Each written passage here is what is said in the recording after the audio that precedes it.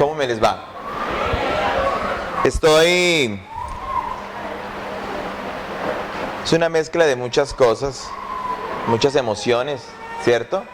Por un lado es alegría de ver muchos amigos, hermanos, que por varios años pues estuvimos luchando también aquí en la obra en Medellín. Ver muchas caras nuevas, eso también le llena a uno de mucho gozo y esperanza. Y también mucha expectativa de lo que usted quiera permitir en esta mañana que Dios haga en su vida. Porque es evidente que las personas que venimos a la iglesia, cualquiera que sea ella, el que lleve más tiempo en la iglesia como el nuevo, lo importante es que disponga su corazón como terreno fértil para la palabra de Dios, ¿sí? Y entonces puede estar aquí el predicador más experto, el más reconocido, escritor, y entonces usted llega y viene con una disposición a media máquina, a medio camino. Lo más seguro es que ahí termine el sermón.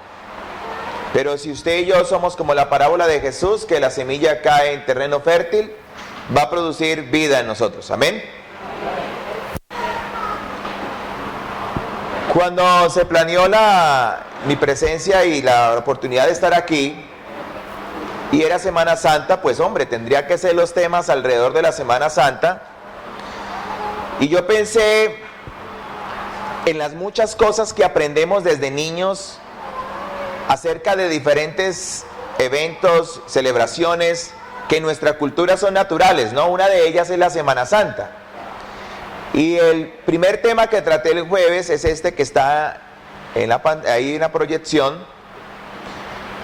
Pero yo les hablaba a los hermanos y a los amigos esa noche que cuando estaba yo niño, la maestra, la profesora del colegio,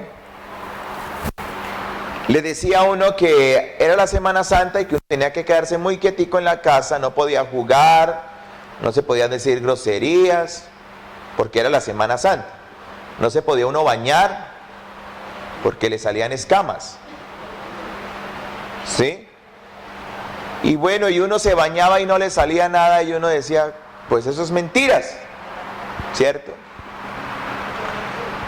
Cuando uno mira la celebración de la Cena del Señor,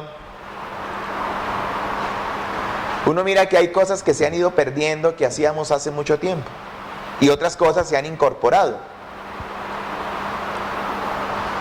Una Semana Santa con tantos mitos y cuentos como que si no se baña en Semana Santa, se baña en Semana Santa, le salen escamas, le hace sentir y perder uno el respeto a lo que está haciendo, porque es mentiras. Pero el saber que somos reconciliados en la Santa Cena, que somos aceptados, que anunciamos que Cristo pronto volverá, anunciamos la persona de Cristo, anunciamos la obra redentora, vemos lo maravilloso que ha sido Jesús en nosotros, pues entonces sentimos que sigue siendo vital, viva y eficaz, a pesar que se hagan cosas nuevas y cosas diferentes. El centro de nuestra reunión es la comunión con Cristo. Amén. Como iglesia nos reunimos el día domingo, es para este momento, el que estuvimos hace un rato, la Santa Cena. El primer tema que hablé el jueves era la necesidad de la regeneración. La Semana Santa nos invita a pensar en la necesidad de la regeneración. Y les pedí el favor a todos los que nos escucharon ese día que tenían que ayudarme en cada uno de los momentos que tuviera en esta semana para contextualizar a los que vienen a escuchar por primera vez. ¿Cierto? En eso quedamos. Entonces, la necesidad de la regeneración. ¿Cuál era el texto en el que nos basamos para este primer momento? Génesis. Muy bien, Génesis. Génesis capítulo ¿qué? 1. Versículos 1 y 2. Por favor, búsquenlo, porque vamos a ir rápido, pero tenemos que contextualizarnos. O sea, es importante porque entonces entraríamos con un faltante en el contenido de estas charlas. Así que es importante contextualizarnos. La necesidad de la regeneración. Es necesario regenerar aquellas cosas que en nuestra vida se han marchitado, sobre todo regenerar todo aquello que es la imagen de Dios en nosotros. La imagen de Dios en el ser humano. Dios nos creó a imagen y semejanza suya. Es importante regenerar esa imagen en nosotros. Y tomamos el texto de Génesis 1 para mostrar que todo comienza con Dios, ¿cierto? Lean Génesis 1:1, por favor. Todo comienza con Dios. ¿Qué dice el texto? Una persona que se ponga de pie y lo lea bien. Gracias. En el principio creó Dios los cielos y la tierra.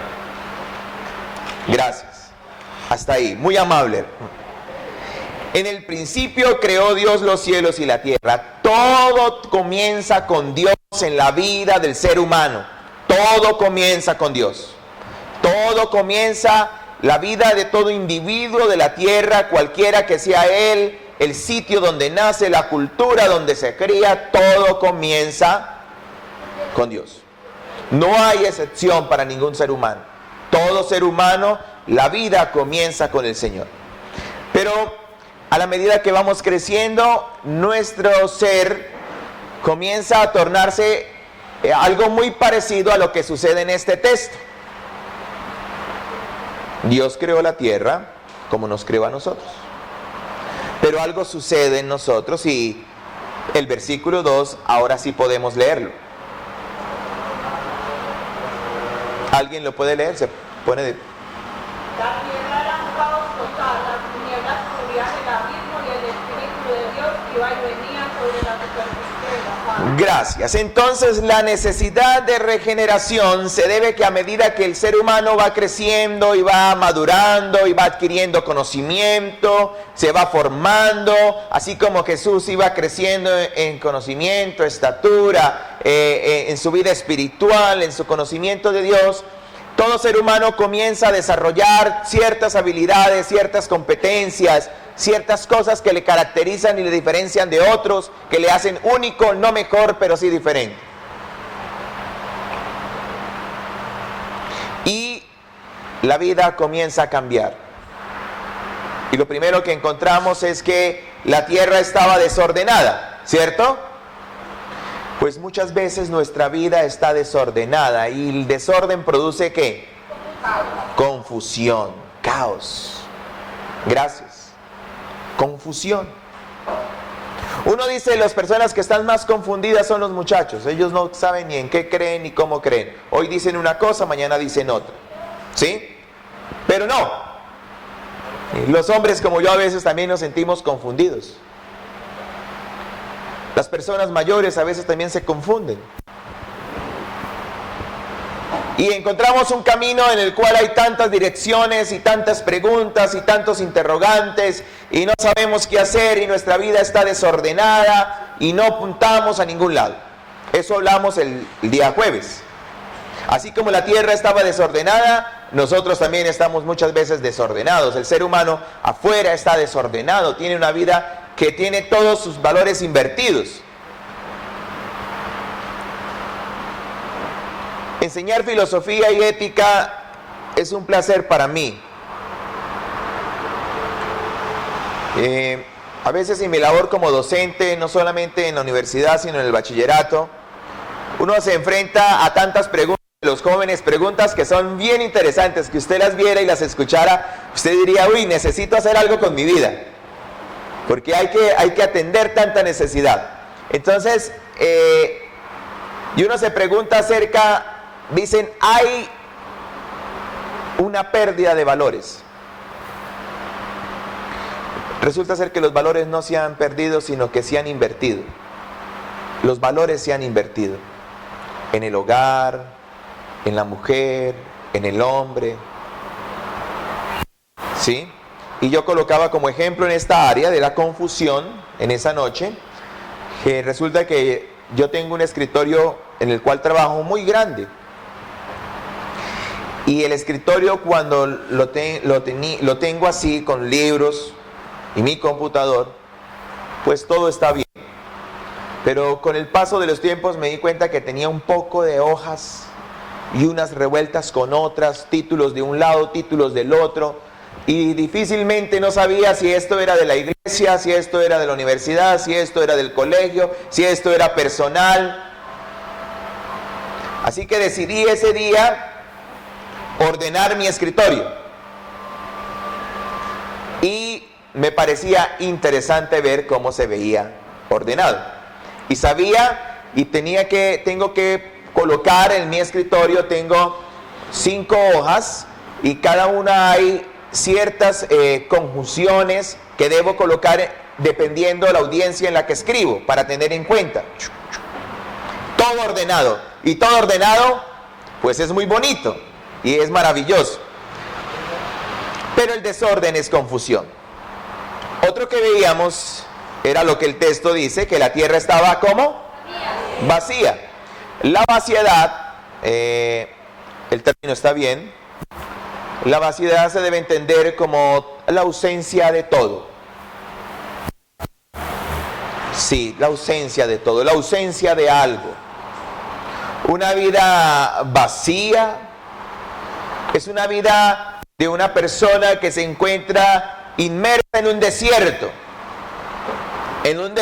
moral, en un desierto espiritual, en un desierto financiero, en un desierto en el cual no se produce nada productivo, no hay vida.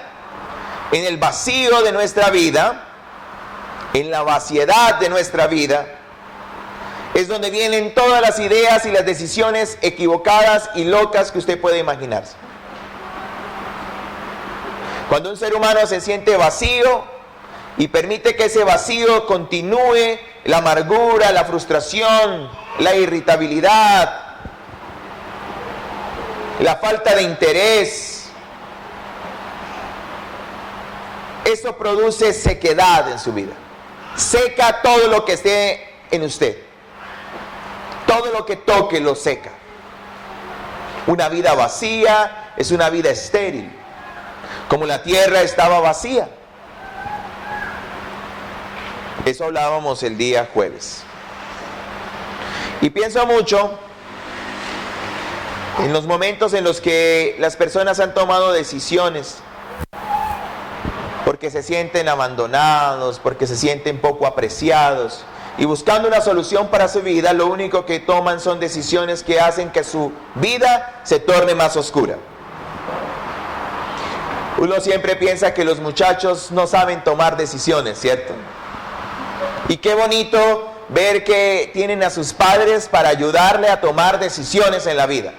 Jóvenes que me escuchan en esta mañana, realmente no sabemos tomar decisiones. A la edad de ustedes es muy difícil tomar decisiones.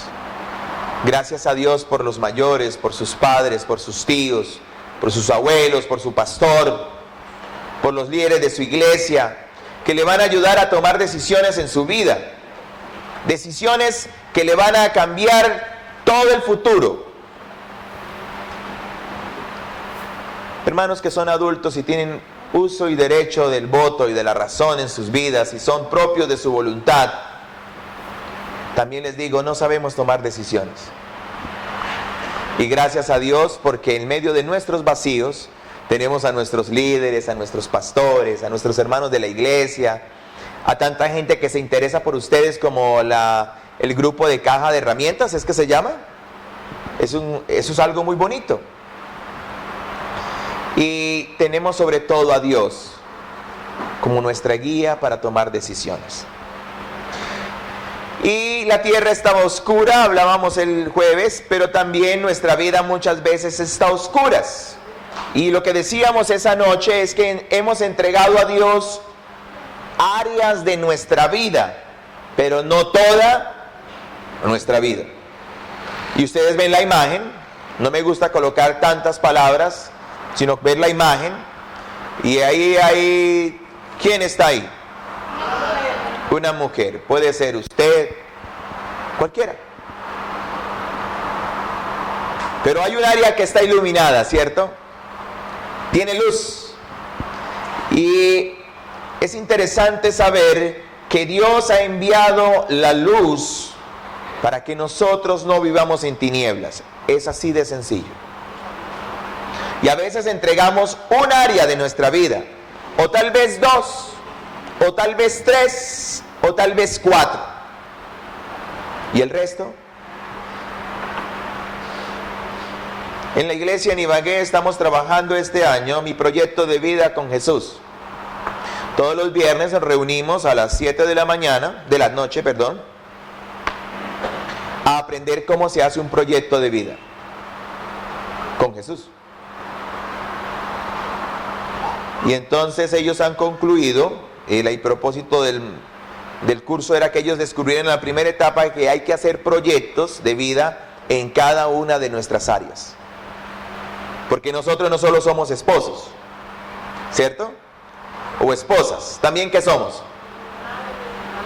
Somos madres, somos padres, somos trabajadores, amigos, somos hombres, mujeres, ¿cierto? El ser no es una sola cosa, somos un grupo de muchas áreas. Y hay que entregarlas todas a Cristo, y en todas hay que construirlas con el Señor Jesús, en todas. Su área sexual también debe estar puesta a los pies de Cristo. Su área financiera, su área relacional, su área emocional, su área intelectual. Uno va terminando sus estudios y va colocando los cartones allá. Y a medida que voy colgando mis cartones, y digo, uy, me falta ahora el doctorado, va por allá. Pero a la mayoría de gente no le importa eso. A la mayoría de personas le interesa quién es usted. A la mayor parte de las personas. Cuando usted se va a relacionar con alguien, no se relaciona con sus títulos, con sus posesiones, con su estatus, sino se relaciona con lo que usted es. Y por eso es que hay que entregar todas las áreas de nuestra vida a Jesús, para que la gente nos vea iluminados. Amén. Muy bien, ahora vamos a pasar a la del viernes. Ya vamos avanzando. Y el título de esta charla, de esta conferencia, de esta reflexión se llamaba Jesucristo. Y el texto 20-28 de Mateo nos aclaraba que Jesús vino ¿cómo? En rescate ¿por quién? ¿Por nosotros? Por muchos. Por todos. La persona de Jesucristo. Y esa persona de Jesucristo, esa persona en la cruz, padeció un castigo, según el texto que leíamos esa tarde, viernes a las 3, leíamos que Jesús recibió un castigo excesivo.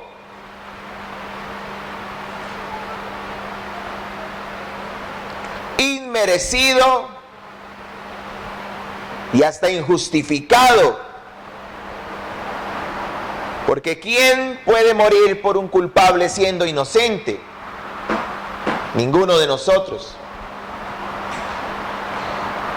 Anoche en una charla bastante divertida con unos amigos, hermanos de la iglesia, les contaba que al tener yo 7 o 8 años, estábamos en Girardot en una actividad o algo así, y entonces mi mamá decidió quedarse un tiempo allá y me inscribió en una escuela. Y entonces yo salí de la escuela y llegó una vecina primero que yo a la casa y le dijo a mi mamá, su hijo menor, ¿señor? Su hijo menor está cruzando el río Magdalena. Entonces mi mamá dijo, no, aquí están los muchachos. Dijo, no, le estoy hablando del más pequeño, del menorcito. Y entonces todos arrancaron y efectivamente este servidor quien les habla estaba en la mitad del río nadando. Estoy hablando del río Magdalena hace mucho tiempo, porque yo no soy un pollito, hace mucho tiempo. Y lo estaba cruzando, iba por la mitad.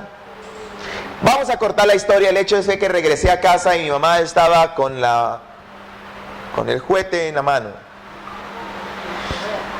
Y con todo su miedo y su frustración de ver que ese hijo desobediente se había puesto su vida en peligro. Y así que ella, como toda mamá, bueno, como mi mamá, no como toda mamá, como mi mamá, se fue a pegar. Y me dio una juguetera. Pero yo no sentí ni un juetazo. Y me pegó con la mano y con la escoba y con una cosa y con otra, pero yo no sentí ni uno. ¿Saben por qué? Lástima que mi hermano mayor no está acá para que hubiera contado, porque él fue el que se puso en la mitad. Sí. Sí. Entonces ese castigo innecesario y excesivo lo padeció Cristo por mí, y por eso no he sentido ni uno de lo que yo merecía. Lo bonito es que también es su historia. Jesús se va a seguir y se puso una sola vez y recibió todo el castigo que usted merecía. Voy a hacer la misma prueba del viernes. Hay algo que me gusta mucho. Cuando yo llegué a la iglesia, a la ICR, hace ya bastantes años, una señora me trajo una torta,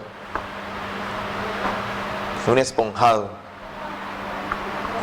y eso me lo comí con tantas ganas y dije yo, esta gente ¿por qué hará eso? Pero bueno, me lo va a comer la torta, siendo ya conocedor de la palabra del Señor, pero no aún decidido por Cristo.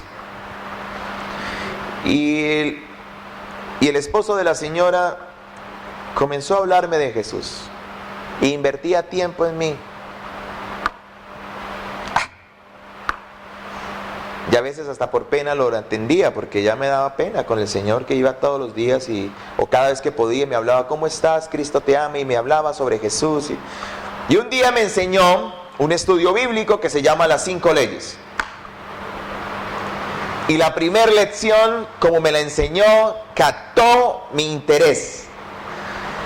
Y dice, la ley espiritual, la primera ley espiritual, ¿quién la sabe de las 5 leyes? Ay, es que ustedes no valen porque ustedes vienen de otra iglesia. Los de acá. Gracias, el nombre. Ah, es la misma ICR, sí, es verdad. ¿Cuál es la primera ley espiritual? Dios es amor y se preocupa profundamente por nosotros. Creo que la próxima vez que me inviten voy a venir a dar 5 leyes. El hermano Marcos y la hermana Irene fueron las personas que me discipularon. Pero la noticia de saber que Él se preocupaba profundamente me hizo entender que el interés de ellos, el interés de muchos, la vida como me ha rodeado de grandes bendiciones, aunque tengo tristezas y problemas, son más las cosas grandes porque Dios se preocupa profundamente por mí y por ti. Amén. Bueno, esa es la persona de Cristo, el que recibió el castigo excesivo por mí, como mi hermano recibió ese castigo. Lo bonito fue que después de muchos años yo fui partícipe en salvarle la vida a él, porque yo lo bauticé. Yo bauticé a mi hermano mayor. Amén. Cuando un día estaba en la universidad dando un diplomado y estábamos 3 ahí. Y era el primer diplomado que yo hacía, y estaba yo allá sentado más nervioso de lo que estoy acá. porque yo me pongo muy nervioso para hablar en público. Y me dicen, alguien que venga y lea la Biblia. Entonces, como ya sabían que yo era cristiano, pues me dijeron, venga, profesor, lea la Biblia usted. Estaba el auditorio de la universidad lleno. Estoy saliéndome del tema para que descansemos del tema. Y comencé a leer el texto. Y cuando terminé, por allá alguien dijo, palabra de Dios.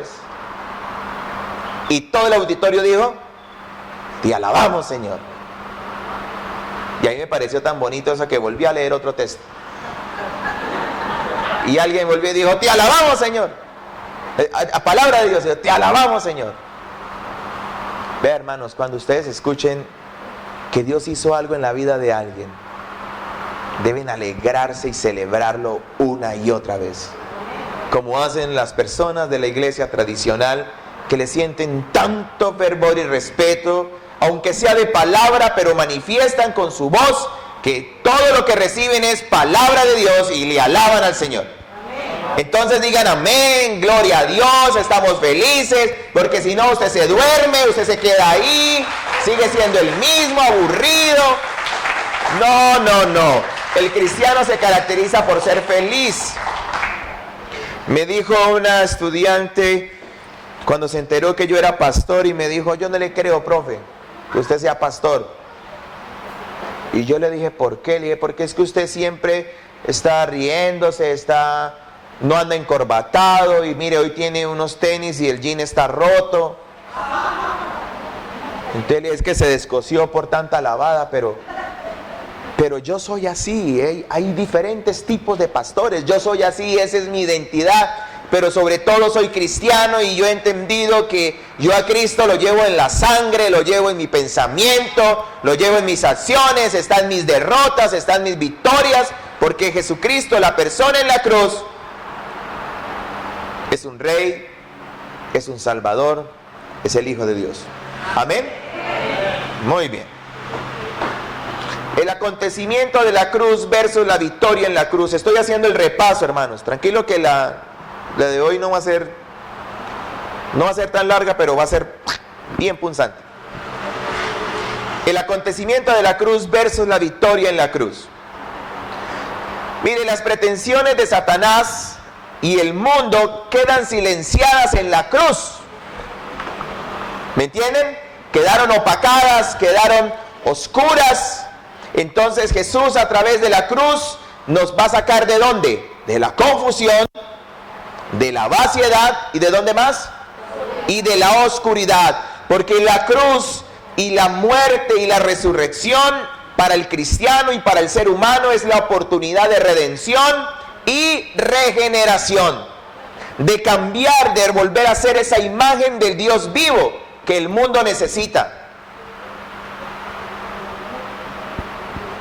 Cuando yo era niño, ir a la iglesia, todo el mundo le gritaba a uno, yo estaba como mi hijo así de 8 años y le decían a uno, allá van los aleluyas, tiracabullas, allá van los panderetas, y un cosa le decían a otros. No termino la rima, ¿no? Pero eso era lo que nos decían. Sí. Y la profesora llegaba y decía, vamos a hacer el Ave María. Y yo levantaba mi mano, yo no puedo, profesora, porque yo soy cristiano. Vaya para la esquina, burro. Y a uno lo paraban allá en la esquina así. Hoy ser cristiano está de moda, hermano. Siéntase feliz de ser cristiano. Mire, nadie le va a decir antes, uy, qué bueno cristiano, por fin nos va a ir bien. Sí, cuando uno llega, uno como que la gente se alegra, uy, por fin un cristiano, nos va a ir bien acá, nos va a ir bien en esta ocasión. Cuando unos vendedores le dicen, ¿usted es vendedor? Y dice, sí, soy cristiano. Ah, nos va a ir bien, pídale a Dios que nos bendiga. Ser cristiano está de moda. Pero para que eso pasara, muchos tuvieron que sufrir. Y a mí no me tocó tan difícil como a otros.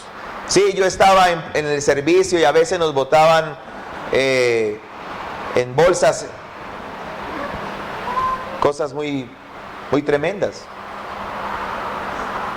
Y en pleno servicio, hermanos. Y eso era de un hedor terrible. Pero nosotros crecimos con un evangelio transformador. Y este es el mismo evangelio. Porque el Jesucristo es el mismo hoy y siempre. Y el cristiano debe ser el mismo siempre, lleno de victoria y de amor en Cristo Jesús, aún en los tiempos difíciles. Listo, se acabó el repaso. El tema, que es más una reflexión de todo lo que vimos jueves y viernes, se titula Viviendo la resurrección de Jesucristo. Viviendo la resurrección de Jesucristo. Lucas 24, 13 al 35. Quiero por favor pedir que alguien se ponga de pie, lo lea por mí, por favor. Gracias, hermano.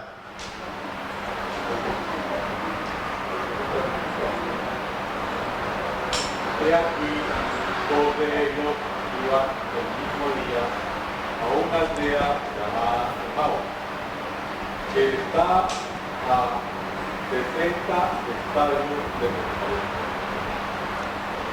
E iban hablando entre sí todas aquellas cosas que habían acontecido. Sucedió que mientras hablaban, discutían entre sí, Jesús mismo se acercó y caminaba con ellos. Mas los ojos de ellos estaban vedados para que no le conocieran. Y les dijo: ¿qué pláticas son las que tenéis entre vosotros mientras camináis? ¿Y por qué estáis tristes? Respondiendo uno de ellos, que se llamaba Cleofás, le dijo: ¿eres tú el único forastero en Jerusalén que no has sabido las cosas que en ella han acontecido en estos días? Entonces él le dijo: ¿qué cosa? Y ellos le dijeron: de Jesús Nazareno, que fue varón, profeta, poderoso en obra y en palabra, delante de Dios y de todo el pueblo. Y cómo le entregaron los principales sacerdotes y nuestros gobernantes a sentencia de muerte y de ejecutaron. Pero nosotros esperábamos que Él había de redimir a Israel, y ahora, además, todo esto, hoy ya es el tercer día que esto ha acontecido. Aunque también nos ha asombrado unas mujeres de entre nosotros, las cuales antes del día fueron al sepulcro y como no hallaron su cuerpo, vinieron diciendo que también habían visto visión de ángeles, quienes dijeron que él vive. Y fueron algunos de los muertos al sepulcro y hallaron así como las mujeres habían dicho, pero a él no le dieron. Entonces él les dijo: oh insensatos y tardos de corazón, para creer todo lo que los profetas han dicho.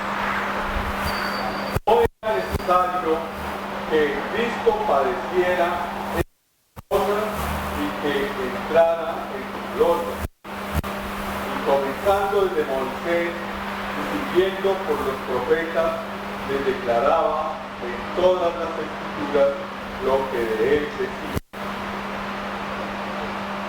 Llegaron a la aldea a donde iban, y él hizo como que iba más lejos. Mas ellos le obligaron a quedarse, diciendo: quédate con nosotros, porque se hace tarde y el día ya ha declinado. Entonces pues, a quedarse entonces entró pues a quedarse con ellos. Y aconteció que estando sentado con ellos a la mesa, tomó el pan y lo bendijo y lo partió y les dio. Entonces le fueron abiertos los ojos y reconocieron, mas él se desapareció de su vista. Y se decían el uno al otro: no había nuestro corazón en nosotros mientras nos hablaba en el camino y cuando nos abría las escrituras. Y levantándose en la misma hora, volvieron a Jerusalén y hallaron a los 11 reunidos y todos los que estaban con ellos. Te decía: he resucitado el Señor verdaderamente. Ha resucitado el Señor verdaderamente y ha aparecido a Simón. Entonces ellos contaban las cosas que habían acontecido en el camino y cómo le habían reconocido a partir del pan. Gracias, hermano. Muy amable. Muchas gracias. Dios lo bendiga. Mire, la Semana Santa es más, cuando se titula así, Semana Santa, es más una semana religiosa. Pero nuestra semana, que es todos los días del año,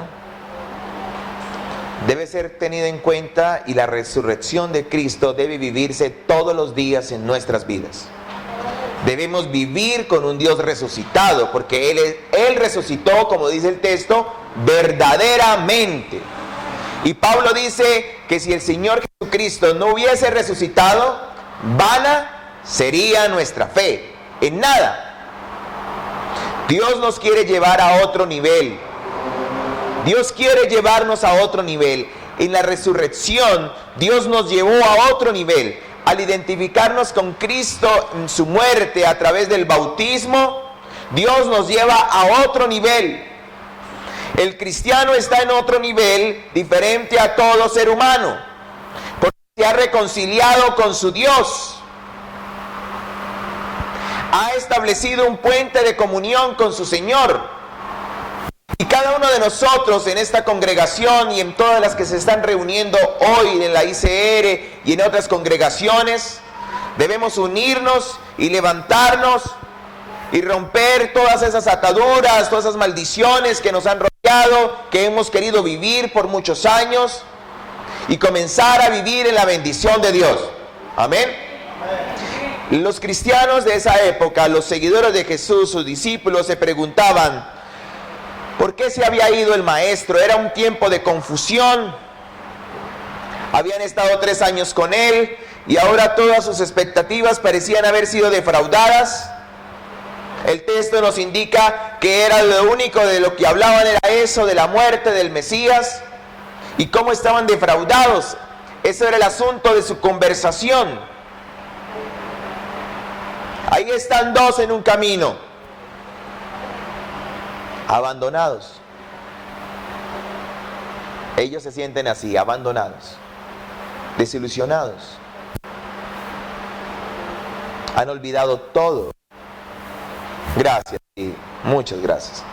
Abandonados, decepcionados. Había discusiones entre ellos. A veces esos sentimientos se apoderan del cristiano. Y cuando esos sentimientos se apoderan del cristiano, nuestra vida espiritual, nuestra vida material, nuestra vida física comienza a llevarnos a un estado de desesperación, cualquiera que sea el momento por el que estemos pasando. Y olvidamos las palabras de Jesús, olvidamos las experiencias del pasado, olvidamos los milagros que Dios ha hecho. El hecho de que nosotros estemos hoy acá es un milagro, porque la circunstancia de desolación que estamos viviendo, como lo vivían los discípulos en ese momento, porque el amado se les había ido, aquel que les prometió que iba a vencer, al que vieron calmar la tempestad, el que caminó por las aguas, el que multiplicó el pan, el que multiplicó los peces, el que sanó a los ciegos, a los sordos, el que liberó endemoniados, al que levantó a la hija de Jairo, ese se les había ido. Ese. Y muchas veces nosotros sentimos que lo mejor de la vida se nos ha ido, que todo se ha terminado. Y olvidamos las palabras y las obras que Dios ha hecho en nuestra vida. Es por esa razón que el desánimo debe ser vencido en la vida del cristiano. Vivir la resurrección es luchar contra el desánimo. No dejar que las circunstancias de la vida nos desanimen. Mire, hermano, yo les hablo por experiencia propia. Hace unos años, yo era un hombre de picos. Yo vivía en un ánimo así y luego se me bajaba con cualquier cosa el ánimo. Y quería abandonar las cosas. Todo me desanimaba a veces, muy fácilmente me bajaba de nivel. Si me llamaba la atención, me desanimaba. Siempre estaba así, inconstante. Ahora Dios ha hecho algo en mi vida, y es mostrarme que la felicidad y el gozo en mí está en Él. Y ya, gracias a Dios, he dejado de ser ese hombre que se desanima inconstantemente. Y lucho con el desánimo. Y lo venzo porque el desánimo frustra las aspiraciones y el caminar del cristiano y del ser humano. Una persona desanimada es un lastre, es pesado. Y el primer obstáculo para su progreso, para su desarrollo, para su vida cristiana, para su crecimiento en las áreas de su vida, es vencer como cristiano el desánimo. No es fácil evangelizar. No es fácil decirle a otro Cristo te ama. No es fácil educar a nuestros hijos. No es fácil el ambiente en el trabajo. No es fácil el ambiente en la universidad. No es fácil. No es fácil. No son fáciles las relaciones con los demás. Tampoco es fácil estar en la iglesia. A veces hay personas que nos prueban mucho, ¿cierto? Nos hacen probar en nuestro estado, nuestro genio, nuestra manera de perdonar, de relacionarnos. Y nos desanimamos y no queremos volver a la iglesia, no queremos ir al más, no queremos llamar, no queremos ir a la reunión. Pero vivir la resurrección en Jesucristo es vencer el desánimo. Porque nuestro Señor, a pesar de las imprudencias de Pedro, a pesar de la actitud de Judas y de que no habían comprendido cuando los mandaron por allá, que Jesús los mandó a que fueran y oraran, y vino alguien y le dijo, mire, no ha podido liberar a este que está endemoniado, y Jesús se disgustó mucho con ellos y liberó a esa persona endemoniada. Jesús no se desanimó, y por eso es que Él nos dice, yo he vencido al mundo. Y el mundo no es todas las personas, el mundo es el pensamiento. Y el mundo está plagado, lleno de pretextos para desanimarnos. ¿Cierto que sí? Desanimarnos de ser padres, desanimarnos de ser amigos, desanimarnos de ser hermanos en Cristo, desanimarnos de nuestro trabajo, de nuestro gobierno, bueno, tenemos ahí, ¿no? De nuestro gobierno. Pero debemos animarnos. Orar por nuestro presidente, orar por el alcalde, orar por nuestro gobernador, orar por el pastor. A veces tomamos decisiones que nos molestan y nos desaniman. Pero es que también, aunque somos pastores, somos seres humanos y nos equivocamos. El hermano que tiene al lado, tóquelo, pero con cariño, ¿no? Tóquelo ahí al ladito. Y mírele, verá que él es de carne y hueso, oiga. ¿Cierto que sí? Todo creyente debe vencer el desánimo, la crítica, el rechazo, la ingratitud. Ay, Dios mío, eso. El diablo se aprovecha de nuestras circunstancias. ¿Cierto que es de carnita y de huesito el que tiene al lado? Ah, muy bien. Dígale a ese que tiene al lado que si él puede desaparecer y aparecer aquí al otro lado. ¿Cierto que no podemos? Es un ejercicio como poco tontico, pero sirve. Mire que él, si usted le dice, mire, ay, ¿por qué no se aparece allí? Desaparezca y aparezca. ¿Lo puede hacer? Aún no he sido transformado completamente. Cuando venga Cristo vamos a poder hacer esas cosas. Pero mientras tanto, vamos a producir desánimo a veces los unos a los otros. Porque aún somos de carnita y de huesito. Como decía el anterior presidente, estas carnitas y estos huesitos. ¿Cierto? Muy bien. El desaliento es el sentimiento más poderoso para detener nuestro avance en la vida. Eso no es mío, eso lo encontré en una lectura. El desaliento es el sentimiento más poderoso para detener nuestro avance en la vida. Y sí, yo a veces el desánimo, el desaliento, eso era una cosa tremenda.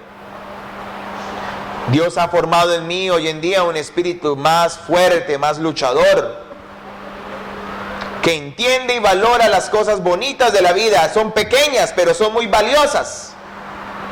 Y Dios nos ha dado un espíritu de fortaleza. Ellos sabían que en aquel forastero había algo raro, ¿cierto? Allá en el versículo 18.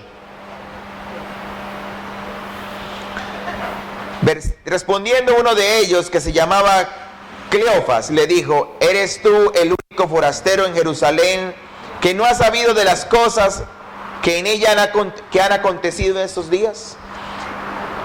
Eso de que esa persona no supiera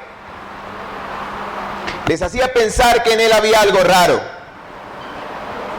algo extraño. El desaliento no nos deja ver las cosas productivas de la vida, las cosas buenas que abundan. Mire, cuando a uno le duele un dedo del pie, tan feos que son los zapatos cerrados, ¿cierto?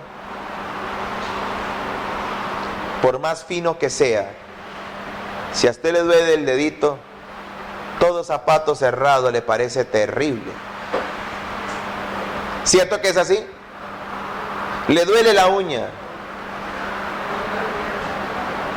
Y usted dice, lo único bonito que me puedo colocar son unas chanclas. A veces las cosas difíciles del desaliento no nos dejan ver las cosas valiosas de la vida.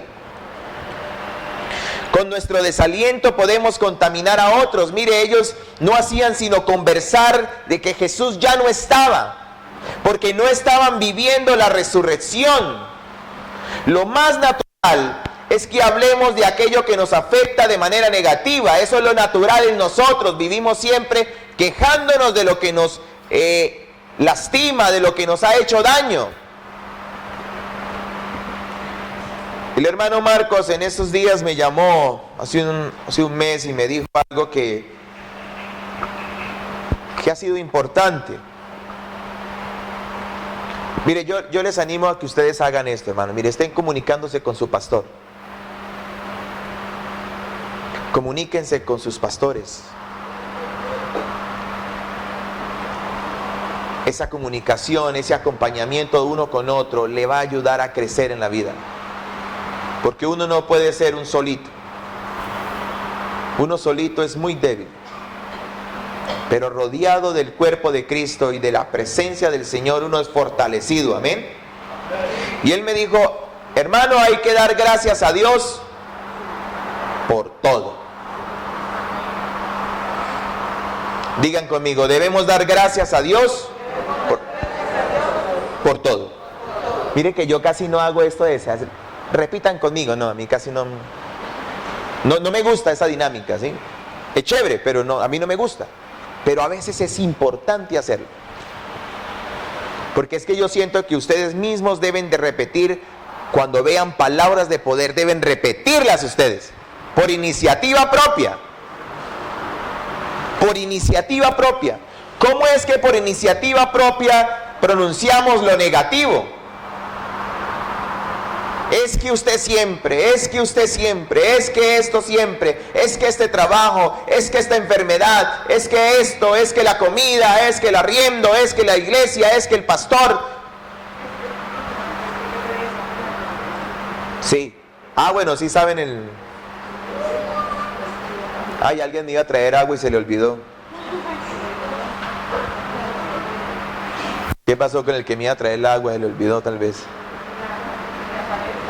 Entonces, uno piensa en esas cosas. Lo más natural es que hablemos de aquello que nos afecta de forma negativa, pero lo natural es que por todo debemos dar gracias a Dios.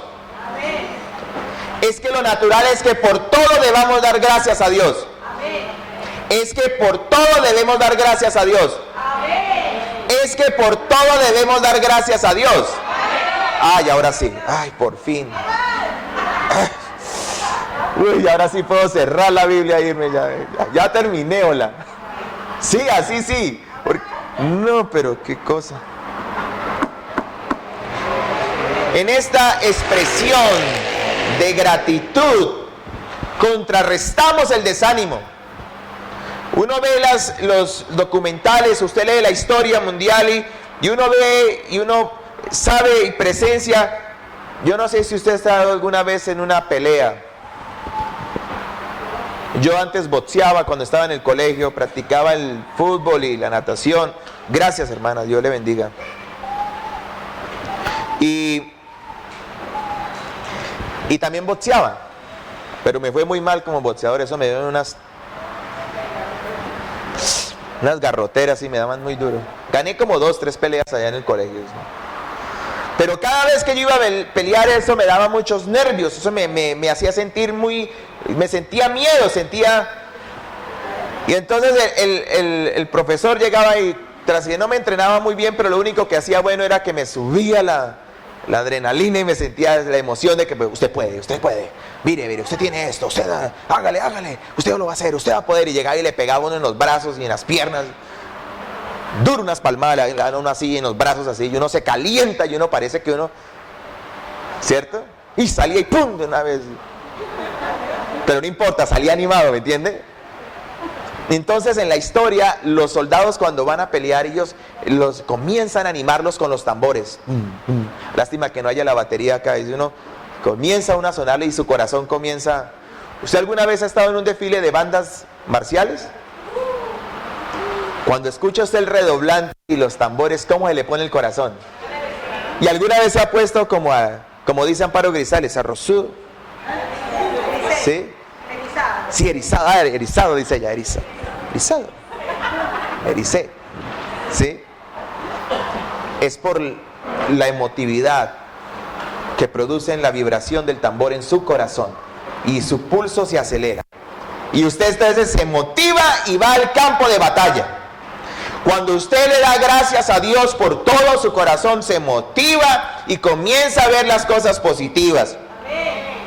Ellos solo pensaban en la muerte, no pensaban en el Jesús maravilloso, glorioso, que había cumplido todo hasta el momento, ni creían en las palabras de aquellas mujeres que les habían dicho que Él había ¿qué? Resucitado. Y usted y yo como cristianos muchas veces no vivimos de la resurrección. Se nos ha olvidado que tenemos un Dios vivo y solo hablamos de lo malo en nuestras vidas. Solo de eso.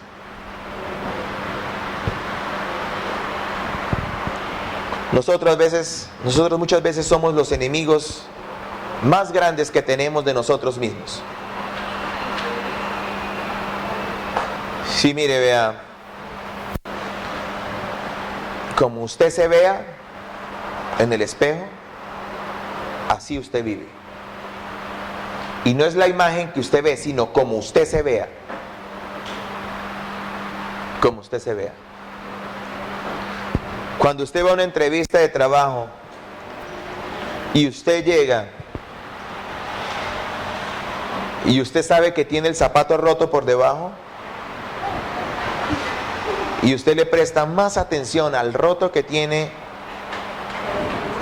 abajo en el zapato, cuando llega a la entrevista, ¿en qué va a pensar usted? En no mostrar el bendito roto que tiene debajo. Y le están preguntando una cosa y usted está pensando en el qué, en el roto. Y usted va a un trabajo y tiene problemas en la casa y está pensando en qué, en el problema. Pero no piensan en el Cristo resucitado que le va a dar ese empleo, hermano. Sí, hay que pensar en Jesús. Ellos olvidaron eso y nosotros olvidamos a Cristo resucitado en nuestras vidas. Al Cristo poderoso, el que nos va a regenerar, el que sacarnos de la vaciedad, de la oscuridad, del desorden. Debemos hablar fortaleza. Y fortaleza vendrá a animarnos como soldados, a hacer sonar nuestros escudos. Cuando ustedes leen el texto de Primera de Samuel, primer libro de Samuel, en el capítulo 4, creo, no estoy muy bien porque yo soy malo para las citas. Dicen los filisteos: ha llegado Dios al campamento de los hebreos, porque la tierra vibró del zapateo que ellos hicieron cuando llegó el arca. ¿Lo han leído? Uy, hermanos, lean la Biblia y verá que se llenan de poder y ánimo. Ellos hicieron esto. Están sentaditos, ¿cierto? Vamos a despertarnos, comienzan a hacer todos al mismo tiempo. Cuando diga 1, 2, 3, 1, no, porque así no se desorden. Cuando diga 1, 2, 3, 1, 2, 3. ¿Sí ve? Y somos poquitos, imagínense, 3,000. ¿Ah? Gloria a Dios, sí, ellos hicieron vibrar el campamento. Y los filisteos dijeron: ustedes decidirán si van a ser esclavos de ellos, aunque el Dios que ellos tienen es más grande y fue el que los sacó de Egipto. Ustedes van a decidir si van a ser hombres y le van a hacer frente y van a vencer. Y aquí no adivinan, vencieron, derrotaron a los que zapateaban. Pues la razón fue porque Dios les había abandonado por su pecado. Pero a nosotros Dios ha prometido siempre estar con nosotros, porque su presencia está ahí. Podemos zapatear juntos y hacer huir todo nuestro temor. Amén. Muy bien. Gloria a Dios. Ya voy a terminar. Es que ya terminé. Debemos hablar fortaleza y la fortaleza vendrá. Debemos hablar de victoria, no Victoria la hija de Andrés, sino de victoria. Y la victoria vendrá. ¡Victoria! Y ella, allá está. Victoria. No tenemos noticias, decían ellos. Y se asombraron. ¿Acaso tiene que Jesús venir y zarandearnos para hacernos entender y darnos cuenta que Él ha resucitado? ¿Eso es lo que usted quiere? ¿Quiere sentir esa vergüenza? Que Jesús se le aparezca y le diga: oiga, conchudo, yo di la vida por usted en la cruz y usted todavía piensa que yo estoy muerto. Si lo que usted quiere es que Jesús se le aparezca para decirle: mire, soy real, yo morí en la cruz por usted, a mí me daría mucha pena y mucha vergüenza, porque de ahí en adelante sabría que no tendría que cometer ni este error. Porque bienaventurados los que no vieron, porque nosotros creemos. ¿Por qué? Por fe, hermanos, por fe en ese Cristo resucitado, en ese Cristo de poder y de amor y misericordia. Amén. En conclusión, ¿cómo puede suceder esto en nuestras vidas? Dele gracias a Dios por todo. No es fácil. Cuando me dijo eso por el teléfono, yo le dije: él no tiene ni idea de lo que está hablando. Pastor, el hermano Marco no sabe lo que está diciendo. Y lo amo y lo respeto, no sabe lo que dice y por obediencia pues lo voy a hacer. Y colgamos. Al otro día: gracias Dios,